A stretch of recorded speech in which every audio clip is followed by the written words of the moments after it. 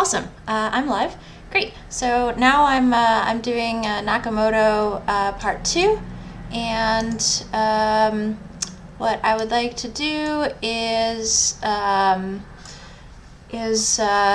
through the part where I left off, and hopefully this is all very readable and looks good. So hopefully it's all nice. And remember, the paper that we're looking at is called Analysis of Nakamoto Consensus, and it's by Ling Ren. So let's see. So we left off talking about the air-long tail, and let's see. So next, what we want to do is talk about, let's see, non-tailgaters and loners. And I also hope that this setup looks a little bit nicer. Non-tailgaters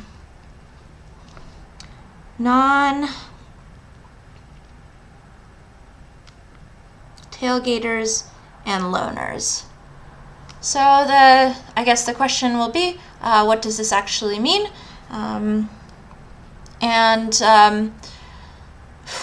If we think about all honest blocks as being on some sort of a time axis,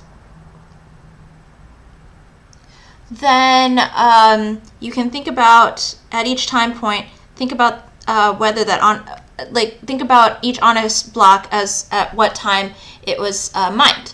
And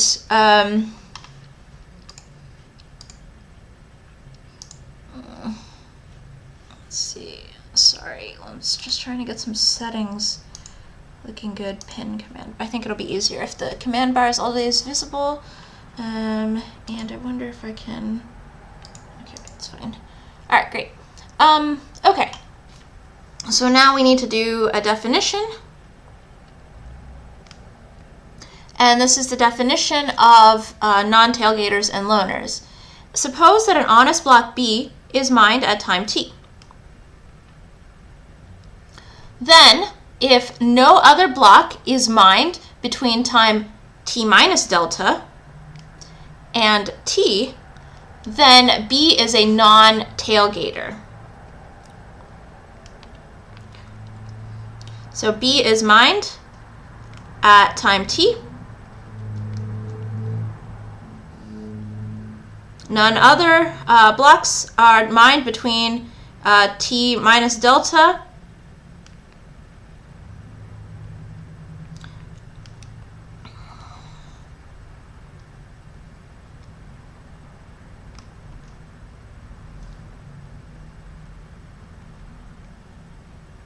and t. And then if that's the case, then B is what's known as a non-tailgater. Otherwise, B is a tailgater. Now, if no other block is mined between time t minus delta and t plus delta,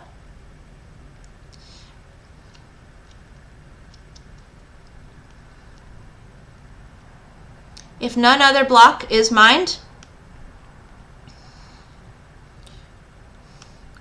between t minus delta and t plus delta, then B is a loner. Okay, and then now we can make a definition saying, whoops. Now we have a lemma saying that making some claims about non-tailgaters. So a non-tailgater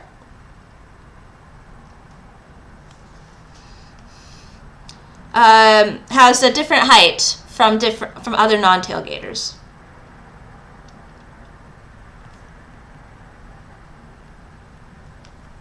And 2, loner is the only block, only honest block at its height.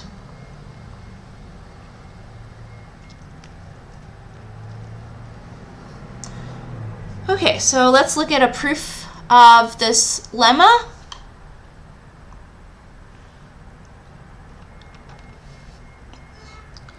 Proof. Suppose that during a time interval of duration t, that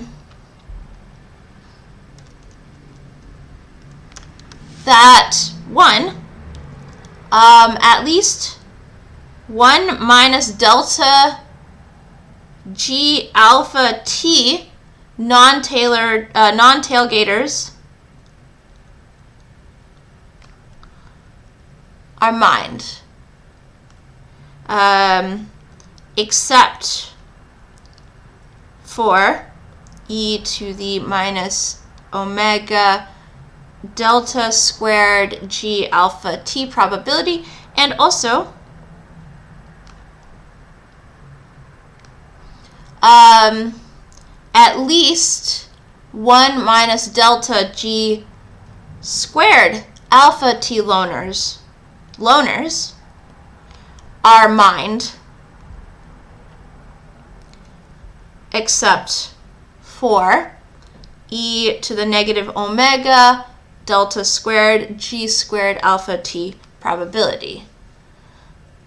Wait, no, that's not a proof. That's the other lemma. Amazing. I'm so sorry. Wow, I just read that out loud without even thinking about what was going on. This is another lemma. Wow. Okay, good. Okay, so instead, sorry, let me try that again. So here's lemma 5, and now I'm going to go over the proof for lemma 5.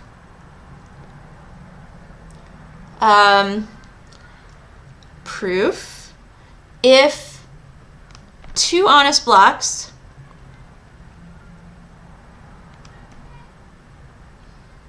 do not tailgate each other, then they have different heights.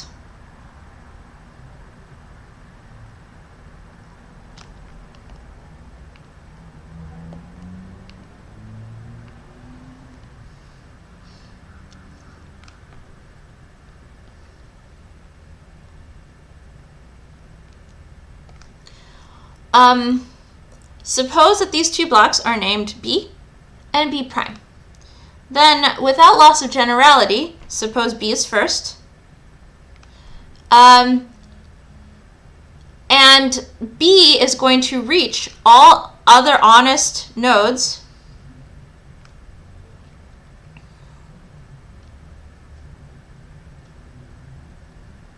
in time delta, which is before B prime gets mined. I mean, notice that, remember that in the statement, no block can be mined between time t minus delta and t, and B is a non-tailgater. And then when an honest node receives B, they will try to extend B, meaning they'll only mine at a height greater than whatever the height of B is. Okay, now we have lemma 6, which is a little bit more involved. And lemma 6 says that during a time interval of time t, a duration t, at least one minus delta g alpha t non-tailgaters are mined, except for with e to the minus omega delta squared g alpha t probability, and at least 1 minus delta squared g squared alpha t loners are mined, except for e to the minus omega delta squared g squared alpha t probability. So let's look at the proof.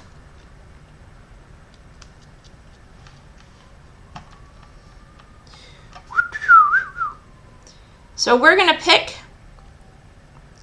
delta 1, which is in between the range of delta over 3 to delta over 3, such that n is equal to 1 minus delta 1 alpha t is an integer. Then, if t is big, if t is big enough, then such a delta 1 exists.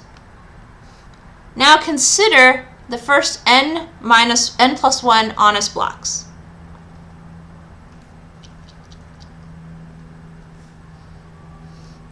Mined since the beginning of the time interval. And we're going to number them 1, 2, up to n plus 1. And 0 is the last honest block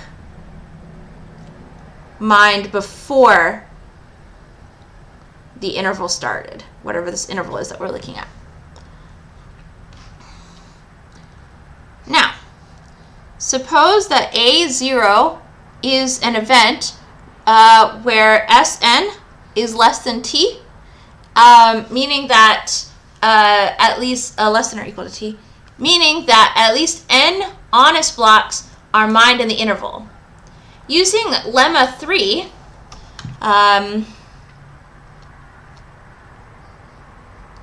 which has to do with the Erlang tail, the probability of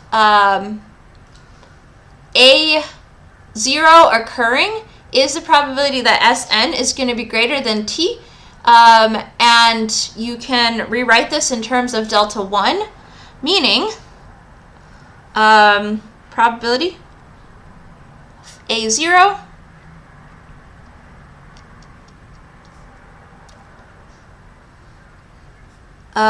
probability of not A0 is equal to the probability of Sn greater than t, which is equal to the probability that Sn is greater than 1 minus delta 1 alpha.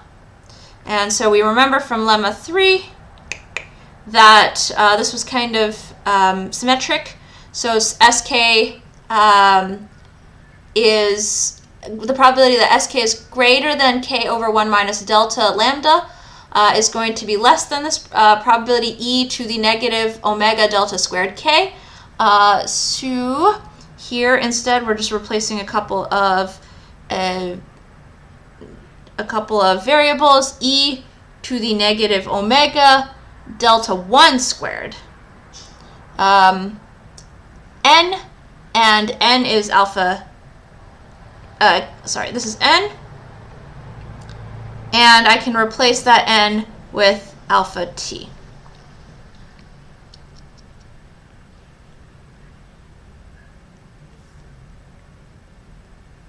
Okay. So what comes next? Well, let's take a look. If xi, so with xi equals 1, then this is an event that the ith honest block is a non-tailgater, and then xi equals 0 otherwise. And then yi is another variable. Yi is equal to 1 if the ith honest block is a loner, and 0 otherwise. Then x is equal to the sum of I equals 1 to n of the xi, and similarly y is equal to the sum of I equals 1 to the n yi. So this is basically all the blocks. X is going to be all the blocks that were mined as non-tailgaters, and y is going to be all the blocks that were mined as loners. Next, we look at the event ax, which is the event that x is greater than 1 minus delta g to the alpha t. Then remembering that in Poisson, that we follow an IID exponential distribution, then the probability that xi is equal to 1 is equal to e to the negative alpha delta, which is equal to g. And it doesn't matter what's going on with the other blocks because they're all independent of each other, independent and identically distributed. Then, if I set delta 2 equal to delta minus delta 1, you can rewrite delta 2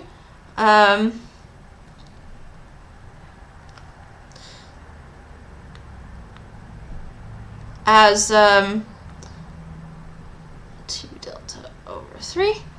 And the multiplication of 1 minus delta 2 and 1 minus delta 1 is greater than 1 minus delta. And so there's a question, why is this important? Then the probability that not AX happens is equal to the probability, of course, that X is less than 1 minus delta G alpha T. And remember, it looks like a Poisson distribution. I can also rewrite this using this inequality that I just got. Probability of X is less than 1 minus delta 2, 1 minus delta 1, G alpha T.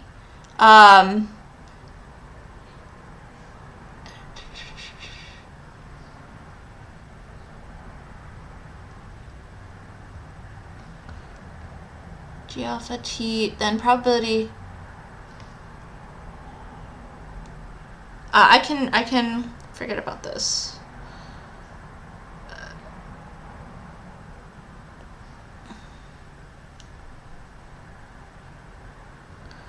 I can rewrite this as X less than 1 minus delta 2 Gn, and that's going to be, why is that? Less than e to the negative omega delta 2 squared Gn. And you can rewrite n, of course. So it's negative omega delta, and you can rewrite delta squared as well. Delta 2 is delta squared G alpha T. And this last inequality comes because of Chernoff.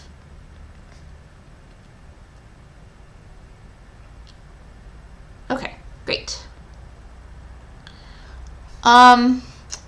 Then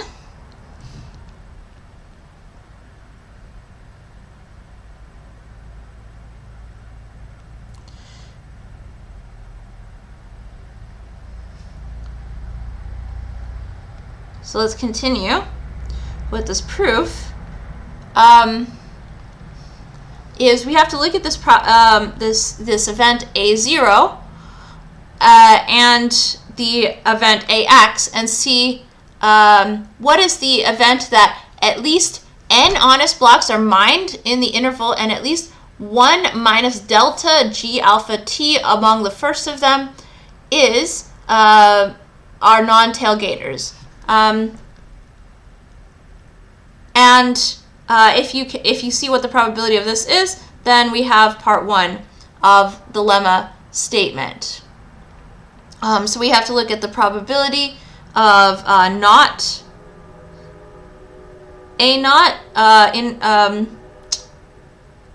intersect AX, which you can rewrite as A0 union AX, and that's going to be equal to less than or equal to e to the negative omega delta squared G alpha T. And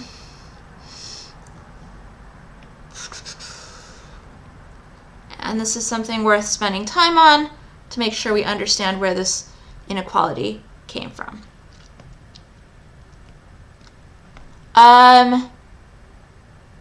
Great. Now we need to do something similar with AY. And this is going to be the event that y is greater than 1 minus delta g squared alpha t. And notice that yi is equal to xi times xi plus 1.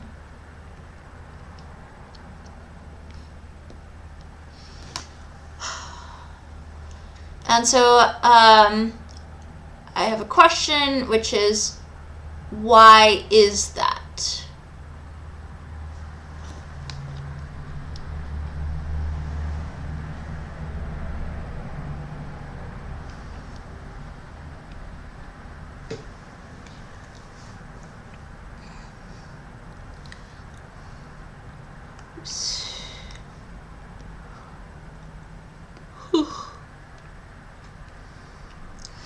Then the probability,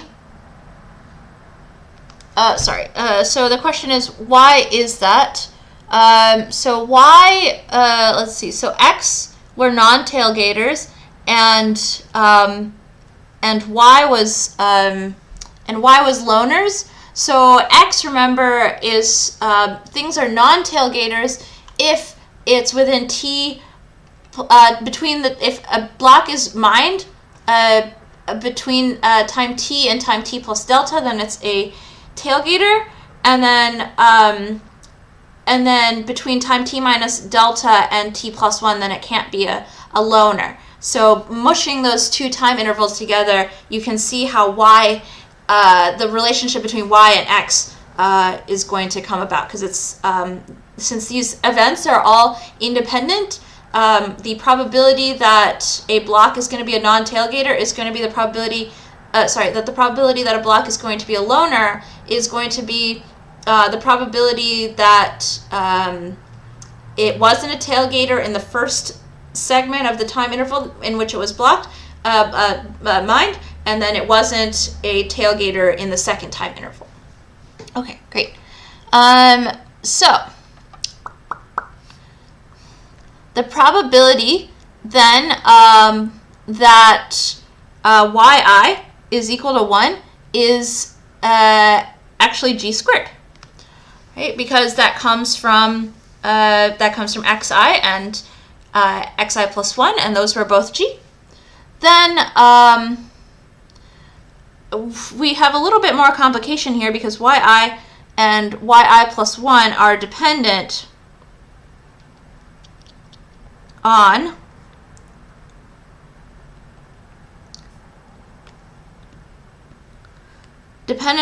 xi plus 1, and therefore they must be dependent on each other. So we can't use Chernoff bounds. However, yi and yi plus 2 are in fact independent.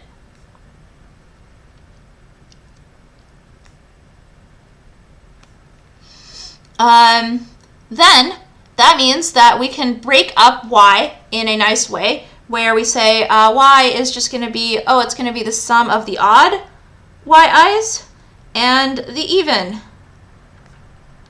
yi's. And then you can apply Chernoff separately on both of these.